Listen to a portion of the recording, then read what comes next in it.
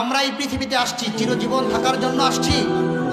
আওয়াজ করে বলেন, চিরজীবন থাকার জন্য আসছি। সকলে চলে যাব। আল্লাহর নবী বিশ্ব নবীর সামনে আমাদের প্রত্যেকের আমল নামাকে পেশ করা হবে। আল্লাহর নবী যদি দেখেন যে আমার এই উম্মতে 5 ওয়াক্ত নামাজে 1 ওয়াক্ত নামাজ নাই, তাদের রোজা নাই, শুধু গুনাহ আর গুনাহ, জিনার গুনাহ, তাদের ব্যভিচারের গুনাহ, এই সমস্ত গুনাহ দিয়ে ভরা, আল্লাহর নবী কি পরিমাণ কষ্ট পাবেন জানেন? আল্লাহর নবী আমাদেরকে লক্ষ্য করে বলবেন, হে মানুষ সকল শোনো, তোমাদের জন্য আমি দীর্ঘ 23 বছর দিবানিশি কান্না করেছি।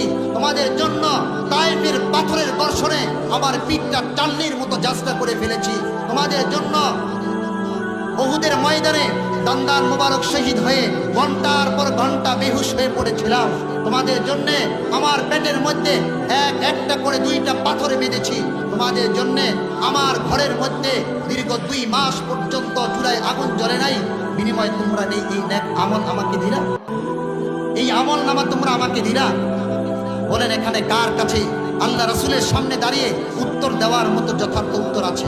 বলেন, আছে কারো কাছে? শুধু এখানে নয়, ওলামায়ে কেরাম এখানে আছেন, গোটা পৃথিবী যদি খুঁজেন একজনেও যথার্থ উত্তর দিতে পারবে না।